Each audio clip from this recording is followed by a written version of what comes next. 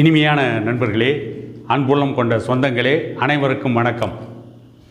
சமீபத்தில் பரோலில் வெளிவந்த தீரன் சின்னமலை பேரவை தலைவர் யுவராஜ் அவருடைய குடும்பத்தில் நடந்த ஒரு விழா, அவருடைய பெண்ணிற்கு நடைபெற்ற மஞ்சள் நீராட்டு விழா.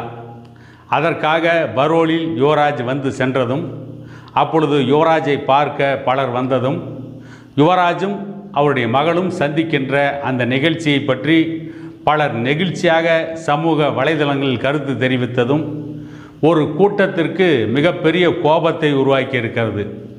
எந்த கூட்டம் என்று சொல்ல வேண்டியதில்லை, நாடக காதல் கூட்டம்.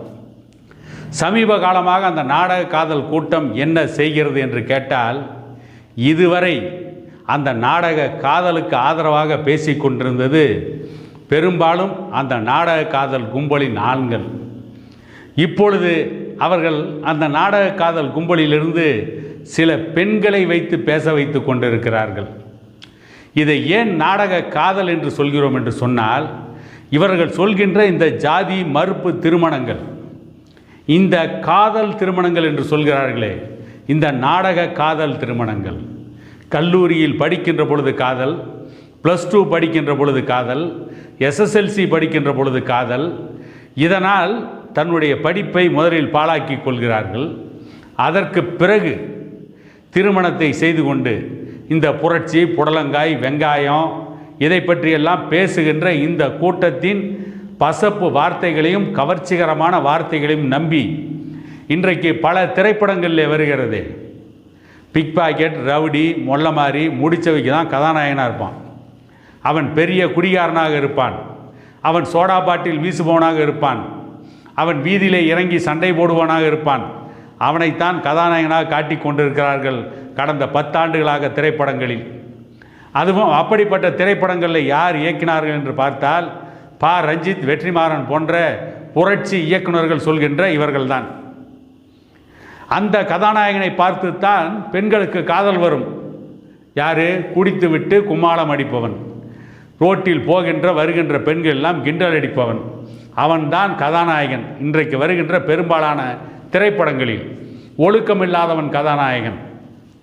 இப்படி கட்டமைக்கப்பட்ட அந்த திரைப்படங்களை பார்த்து அதை நம்பி அந்த ஒழுக்கக்கேடான கதாநாயகனை நன்றாக படிக்கின்ற பெண்கள், வசதி படைத்த பெண்கள், தேவதையைப் போல இருக்கின்ற பெண்கள் காதலிக்கிறார்களாம். உடனே அந்த குடிகாரன் மாறிவிடுகிறான், திரிந்து விடுகிறான்.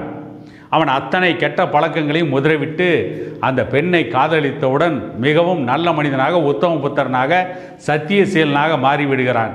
அப்படி இன்றைக்கு திரைப்படங்களில் வருகின்ற அந்த காட்சிகள், இதையெல்லாம் பார்த்து கல்லூரி படிக்கின்ற பொழுது, +2 படிக்கின்ற பொழுது, SSLC படிக்கின்ற பொழுது ஏமாறுகின்ற இளம் பெண்கள், அவர்களுக்கு ஒரு நல்ல நம்பிக்கையை கொடுக்கின்ற வகையில், அவர்களுக்கு ஒழுக்கத்தை போதிக்கின்ற வகையில், ஏமாற வேண்டாம், முதலில் படியுங்கள் என்று சொன்னால், அவர்களெல்லாம் இந்த நாட்டிலே ஜாதி வெறியர்கள், ஜாதி பித்தர்கள். இப்படி ஒரு கூட்டம் இன்றைக்கு தமிழ்நாட்டிலே திரிந்து கொண்டு இருக்கிறது. அந்த கூட்டம் இதுவரைக்கும் ஆண்களை வைத்துத்தான் பேசிக்கொண்டிருந்தார்கள். இப்பொழுது ஒரு ஊடகத்திலே ஒரு பெண் பேசிக்கொண்டிருக்கிறார். யுவராஜ் பரோலில் வெளியே வந்துவிட்டு சென்ற நிகழ்ச்சியை பற்றி பேசிய அந்த பெண் யாரை சாடுகிறார்? அடுத்து பாட்டாளி மக்கள் கட்சியின் நிறுவனர் டாக்டர் ஐயா சொன்னதை அவர் சொல்கிறார். அதாவது அந்த நாடக காதல் கும்பலை சார்ந்தவர்கள் படித்து விட்டார்களாம், மெத்த படித்து விட்டார்கள். ஆகவே அவர்கள் ஜீன்ஸ் பேண்ட் போடுகிறார்கள், கூலிங் கிளாஸ் போடுகிறார்கள். அவர்களை பார்த்து மற்ற சமூகத்து பெண்களுக்கு காதல் வருகிறது. எப்படி மற்ற சமூகத்து பெண்களை ஒரு பெண்ணை வைத்தே எப்படி இழிவாக இவர்கள் பேச வைக்கிறார்கள் என்பதைத்தான் நாம் நுட்பமாக புரிந்து கொள்ள வேண்டும்.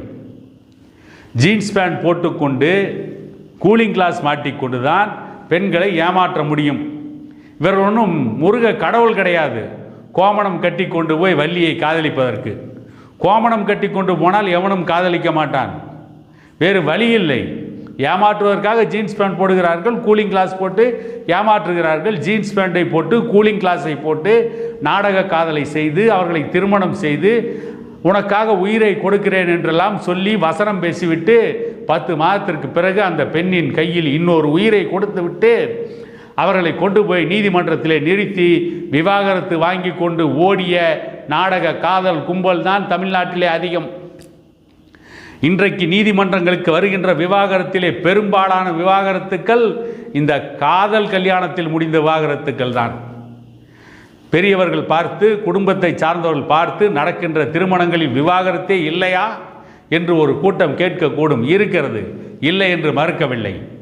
அனைத்து திருமணங்களும் வெற்றி பெற்று விட்டது என்றெல்லாம் பேசுவதற்கு நானும் தயாராக இல்லை. பெரியவர்கள் பார்த்து, குடும்பத்தில் இருப்பவர்கள் பார்த்து நடத்தி வைத்த திருமணங்கள் கூட சில திருமணங்கள் விவாகரத்திலே முடிந்திருக்கிறது, நான் ஒப்புக்கொள்கிறேன். ஆனால் அப்படி விவாகரத்திலே அந்த திருமணங்கள் முடிகின்ற பொழுது, அந்த வாழ்க்கை தோல்வியடைகின்ற பொழுது, அந்த பெண்களுக்கு பாதுகாப்பாக அந்த பெண்களின் பெற்றோர்களும் உடன் பிறந்த சகோதரர்களும் அவருடைய உறவினர்களும் இருக்கிறார்கள். ஆனால் இந்த நாடக காதலை நம்பி ஏமாந்து கையில் ஒரு குழந்தையை வைத்து கொண்டிருக்கின்ற பெண்ணை ஏமாற்றிவிட்டு அந்த காமுகர்கள் அந்த பெண்ணை நடுவீதியில் நிறுத்திவிட்டு செல்கின்ற பொழுது எதிர்காலம் என்னவென்று தெரியாமல் நிற்கதியாக நிற்கின்ற பெண்கள் தான் இன்றைக்கு ஏராளம். ஆகவே இந்த காதல் என்கின்ற போர்வையில் இந்த நாடக காதல் கும்பல் இப்பொழுது அந்த நாடக காதல் கும்பலில் யாரும் பலியாகிவிடக் கூடாது என்று பேசுகின்ற பாட்டாளி மக்கள் கட்சியின் தலைவர் அன்புமணி ராமதாஸ் மீது தான் இவர்கள் கடும் கோபத்தோடு இருக்கிறார்கள். இவருடைய கோபம் ஒன்றும் யாரையும் புடுங்க முடியாது, அது வேறு விஷயம். இவர்கள் பேசி எதையும் சாதிக்க முடியாது.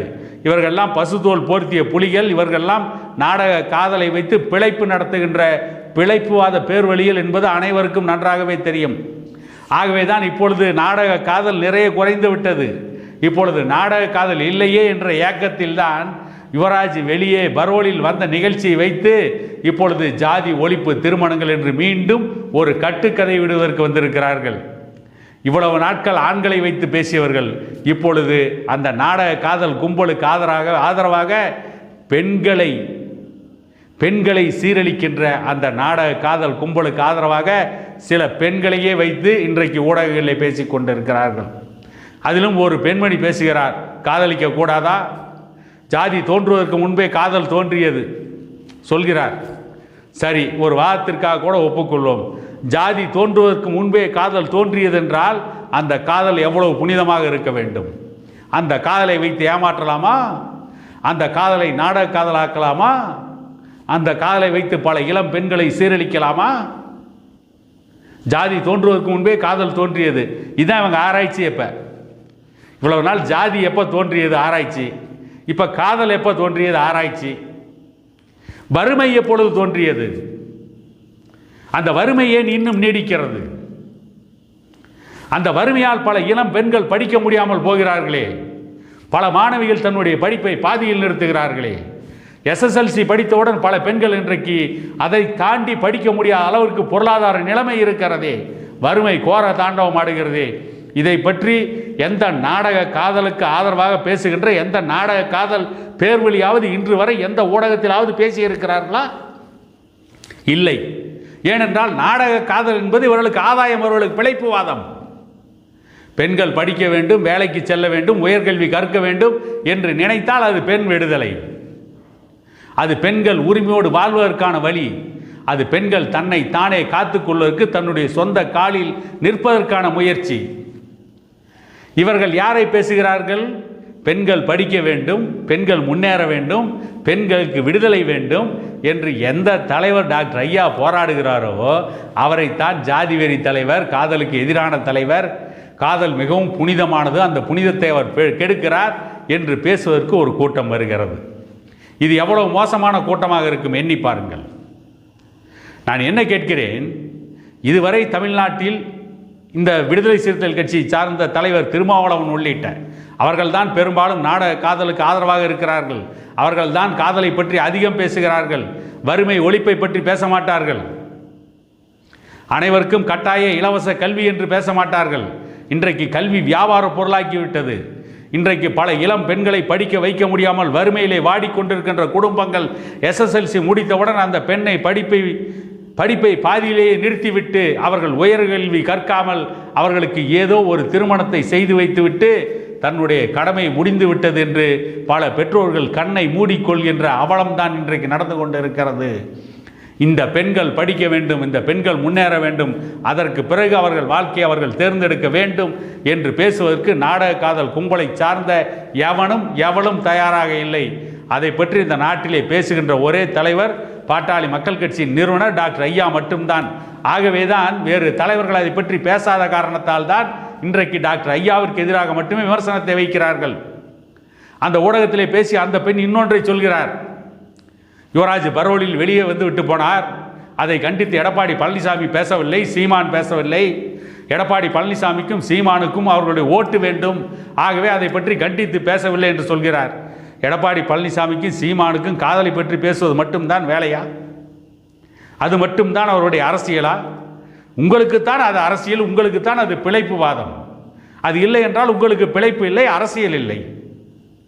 எடப்பாடி பழனிசாமிக்கு எதிர்க்கட்சி தலைவராக செய்ய வேண்டிய கடமைகள் எவ்வளவோ இருக்கிறது. அந்த கடமையை அவர் சரியாக செய்யவில்லை என்ற குற்றச்சாட்டை நான் எங்களை போன்றவர்கள் சொல்லிக் கொண்டு இருக்கிறோம். சீமானுக்கு இந்த தமிழ் சமூகத்தை பற்றி பேச வேண்டிய எவ்வளோ கடமைகள் இருக்கிறது, எவ்வளோ பொறுப்புகள் இருக்கிறது, அவருடைய கட்சியை காப்பாற்ற வேண்டிய பொறுப்பு இருக்கிறது. ஆனால் அதையெல்லாம் விட்டு காதலை பற்றி பேசுவதுதான் சீமானுக்கு வேலை, எடப்பாடி பழனிசாமிக்கு வேலை. இவங்களுக்கெல்லாம் வேறு வேலையே இல்லை பாரு. அதை பற்றி பேசினாதான் அவங்க நாட்டில் தலைவர், இவங்க அரசியல் கட்சி நடத்துகிறாங்களா? எவ்வளோ பெரிய அயோக்கியத்தனமான சித்தாந்தத்தை ஒரு பெண்ணை விட்டு பேச வைத்து கொண்டிருக்கிறது இந்த நாடக காதல் கும்பல் என்பதை பற்றி தமிழக மக்கள் தான் சிந்திக்க வேண்டும் என கூறிக்கொண்டு இன்னொரு காணொளியில் உங்களை சந்திக்கும் வரை உங்களிடமிருந்து விடைபெறுவது உங்கள் எடப்பாடி துரைசாமி.